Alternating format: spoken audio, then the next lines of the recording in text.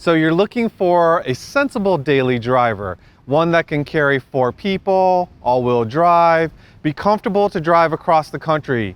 May I introduce you to the 2022 Cayenne Turbo GT.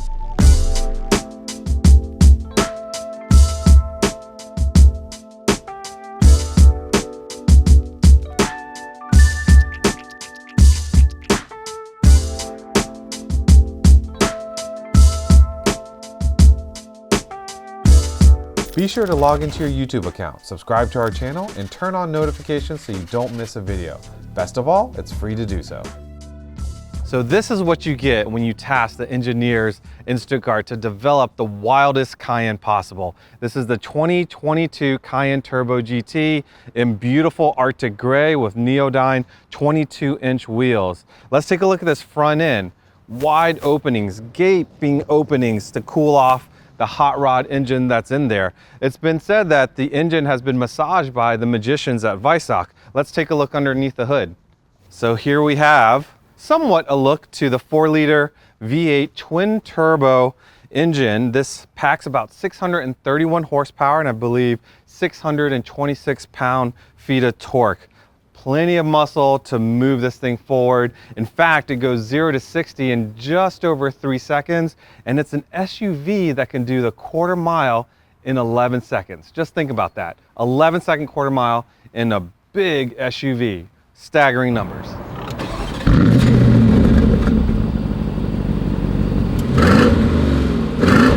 So let's look at the profile.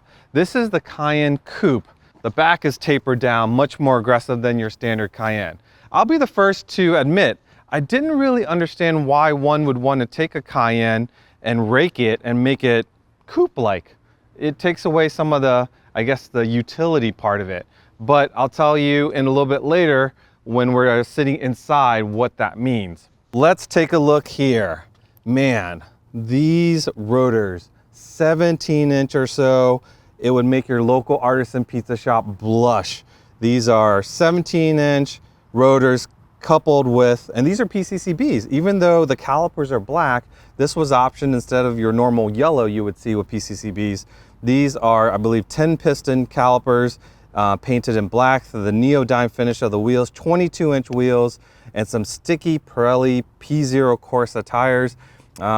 This is a press car, obviously, and I can tell someone's been driving it pretty aggressively because right on the edges of the tires seems to be pretty chewed up pretty well. And that's the thing with this car, is this is a performance-oriented Cayenne. This is the top of the line when it comes to performance. You're looking at a stiffer suspension. This one, even in its normal mode, will probably ride a little bit firmer than your standard Cayenne. This is air suspension with PDCC, the active anti-roll bars. It has PASM. If you can look at the vertical line here, the Turbo GTs actually have more negative camber than your standard Cayenne. Those of you that track your car, you understand that with more negative camber, when you're going in turns, it squares up the tire to the road and just gives you that much more performance. This is all about sport, and it has every little bit of the options that you need to make sure that the vehicle stays planted and has very, very little body roll. Another performance enhancement on the Cayenne Turbo GT is a liquid-cooled transfer case. When you're talking about 631 horsepower, transferring to these wide tires, full grip, you're gonna make sure you wanna have a robust transfer case. As you walk down the side, you see some of the carbon fiber bits. We're gonna see the carbon fiber on the side mirrors, the carbon fiber on this broad roof here. Notice there is no sunroof, so lighter weight, no need for extra weight from the glass or the motors or the rails for the sunroof. This is the sporting intent of this vehicle. Pretty clean sidelines, 16-inch rotors in the back. It's huge. I think most cars today would be happy to have that size rotor in the front, let alone having it in the back. More carbon fiber. This aggressive roof spoiler here is a nice touch. Again, the rake, the sporty rake of this car. Now here, what I didn't know, I was wondering, is this the panel or this the spoiler that would move up and down at speed? It's actually this entire panel here that raises when you're at higher speeds to give you more rear stability. Turbo GT badging to remind you that you're driving something special. Down here, more use of carbon fiber for the diffuser. And what's special on this car is titanium exhaust, and that blue purple hue just gives you a little hint that this exhaust is not your normal exhaust. Of course, you got your camera, and here's your button to open up the back. So here is where it was redefined for me. I thought that by being a coupe, you would take away the utility of this vehicle. Yes, you do lose a little bit of storage, maybe 14 cubic feet or so, but still the trunk is quite huge. So you're not trading off that much in terms of interior luggage space by going with a coupe. That surprised me.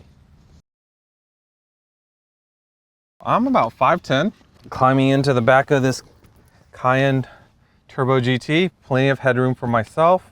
I do miss the little seat that's in the middle here. I have 3 kids, and unfortunately I'm gonna have to pick which 2 are my favorite, because I'm gonna have to leave one of them at home. Obviously I'm not gonna leave my wife at home. So yeah, with the Turbo GT and with the Cayenne coupes, you're only going to have enough seating for 4. But it's very comfortable, plenty of leg room, height there. I think without the glass and without the sunroof, we get a little bit more room there. So we haven't really given up any practicality in terms of comfort for the back seat, and of course except for the center seat. Like all modern cars, this has a keyless entry, but what I do like about Porsches is they still have the traditional twist of a key on the left side to start the car. So let's talk about the interior before we drive. Yes, it's also very special inside here. You're talking about cars equipped with lots of race text. Now, race text is man-made material similar to Alcantara. Alcantara is actually a brand. Race text is also a brand. It's everywhere. It feels phenomenal. It feels very luxurious. As I've said before, it just worries me as an owner of a vehicle that might have race text is the longevity and how it wears. And this yellow marker I can see here, this car's not that old, but you can see there's a little bit of wear there already. And so I would be very cautious if I owned this car. Leather tops, which I like. I like how they did just a bit of race text on the edge of the dash and then continued with leather. That's really, really cool. Looking over the dash, traditional high fenders and low hood line, and then high fenders again that you typically have with Porsches. It's much more flat across end to end on this Cayenne, and so it's still there. It's still got the traditional lines, but it's much more flattened out than the traditional lines. Comfort wise, climbing into it, if you're vertically challenged, a little bit shorter, climbing over these bolstered seats might be a bit of a task for you, but you want to climb over it, because you definitely don't want to scrub the top of these bolsters day in and day out and wear them out. They feel really, really nice. The leather, we'll look at over here, the craftsmanship of the coachwork. The beautiful leather here, more race text there, the perforation. Now this vehicle has heated seats, but it does not have the ventilated seats. I can see that there is an option there if you were to get it. Looking at the center stack, what I like is the huge communication system. The touch panel holds probably the majority of your functions, but you still have a lot of tactile buttons, and if you were to click things, things vibrate, things move. I really like that a lot. The volume knob, this knurled cylinder that you can use to increase and decrease the volume of your stereo. The center HVAC vents are manual. You don't have to go through any kind of menus for that, so that's cool. The use of carbon fiber. I love carbon fiber trim, especially over wood trim. I think carbon fiber just fits the characteristics of a car more so than wood. Maybe vintage cars I'd go for wood, but for modern day cars, carbon fiber, stainless steel, or just piano black is where I would go. Headroom, again, because there's no sunroof, no glass panel top, it's just a thin carbon fiber roof. You have all sorts of headroom. It's really nice there. Looking to the back, the passengers, I sat in there earlier. You can seat probably someone up to 6'4" if they slouch down just a bit. You don't lose that much in terms of interior room for it being a coupe, and that's where I didn't understand. I thought by going with the coupe, you're giving up a lot of the functionality, and in reality is you're not giving up that much functionality. You're getting a lot of style, and in this case, you're getting a lot of performance. Now, I will say this car here has the Bose system, and I'm pretty sure that you can get the Burmeister system in this car. And I'm an audio geek, so if you're gonna spec out a car at this level, I would have, clicked that extra option button to get the Burmeister. Don't get me wrong, the Bose system probably is perfect for 99% of the people out there, but being an audio geek that I am, I would have gotten the Burmeister as well. So with that, let's go for a drive. We'll put it into drive there. Now notice this is not PDK. A PDK, I think the tooling and such to equip this car wouldn't have been feasible. So it does not have PDK, but it has the Tiptronic. You have your parking brake right there, and we are ready to go. Looking at the instrumentation here, you can change things up just like all the other Porsches. You can choose either your G meter, your lap times, a Sport Chrono, GPS. Those of you that have been in a modern Porsche, you will be very, this will all look very similar to you. So let's get going. This what I call here fun dial. So you have O, S, and S plus, and I. So O is ordinary, so it's nothing ordinary about this car, but that's probably just your most comfortable mode. S going into sport, S plus, sport plus, and I is one where you can just kind of choose and individualize your setting for your car.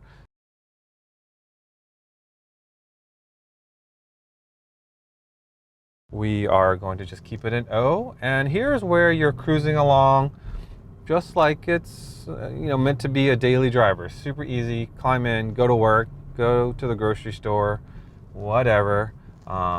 You can tell already, feeling some of the undulations in the parking lot, that the suspension on this vehicle is firmer than your average Cayenne or average car.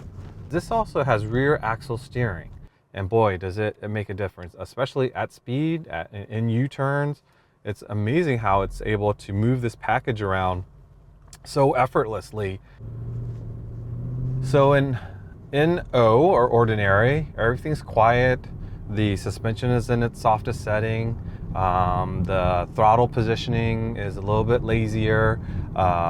Shifts happen at lower RPMs. It's just a smooth ride.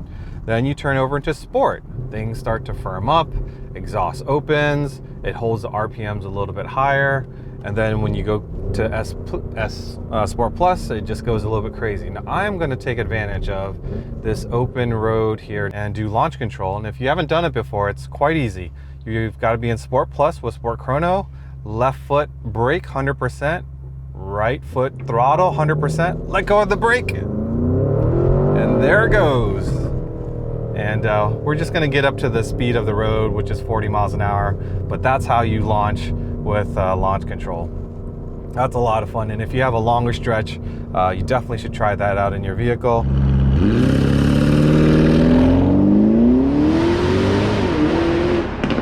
The ride is firm. Someone that's expecting a Cadillac ride will notice that this luxurious car is not exactly luxury in terms of soft suspension, but if you're looking for sportiness, this is the hallmark of this car, is you're going to find that at its softest setting, it's already going to have a very sporty feel to it. I'm going to turn it over into Sport Plus, make the turn here. Traffic is good. Again, it just whips around that corner so effortlessly and stays tight to the line on the inside. It's quite amazing. The steering wheel at speed gets a bit heavier, but it still feels very good. Road feel, you can definitely feel what's going on. Right now it's a little bit bumpy because I have it on its firmest setting, but that's because I chose for it to be that way. I know there's some curvy roads coming up, so I want to be ready for that. Now the steering, front and rear axle, has been tuned by the factory for quicker response, and you can tell by when you throw it into a corner, things are just amazingly flat. It really is a sports car, even though you're riding in an SUV. It has the agility of a sports car, but it also has the power of a supercar. That titanium exhaust, that sport exhaust, sounds phenomenal. We're inside a very insulated cabin and it sounds good. I can only imagine how good it sounds outside of the vehicle. In fact, I think I might roll down the window just a bit to see how it sounds here. Oh yeah, that little cackle, that little pop, that's pretty awesome. So it holds it in gear longer than it would because we're in Sport Plus. And so you can tell that it has sort of like a temper that it wants to go. And the shifts, you know, it shifts great. It shifts quick. I can't believe this isn't a PDK. I can't miss it. It's just moving along. Now this car has a heads-up display, which I think is an absolute necessary to have because this car masks speed so well. Like I feel like I'm doing 30, 35, but I'm actually doing 60, 65. If it wasn't for that, I probably would lose my license very quickly. So that heads-up display, it's a simple thing. It's not new technology necessarily, but it's a must-have in a vehicle like this. It keeps you restrained, right? There's no real reason to be in Sport Plus here because we're just on the highway. So we click it down to O, and now you could drive like this for hours. Comfortable seats, comfortable everything. It's now quiet. You could go to California, no problem. What's interesting with this car is as much power that it has, this vehicle gets better gas mileage than my 4.5 liter V8 Cayenne, my 06. It's astonishing. Like how can a motor with almost double the power actually get better gas mileage than my 06 Cayenne? Just amazing. So merging in, you have all the typical safety features, but you have lurking underneath the soul of a GT car. Could you daily drive a GT3? You could, but it wouldn't be comfortable. And you could only take one person and that person wouldn't be comfortable and you couldn't take two people. Here, you can do that, but yet you can have the performance, as I put it to Sport Plus, of a GT3. Keep in mind, this thing is the king of the Nürburgring. This will do the Nürburgring in 7 minutes and 38 seconds. That is territory of, I believe, a Carrera GT, and I believe a 2010 GT3 does the Nürburgring in 7 minutes 40. So you're talking about an SUV doing those kind of times. Now, obviously, we all don't drive the Nürburgring, but that just translates into how sporting of a Cayenne this is. I'm just gonna shut up for a bit and let you enjoy the ride.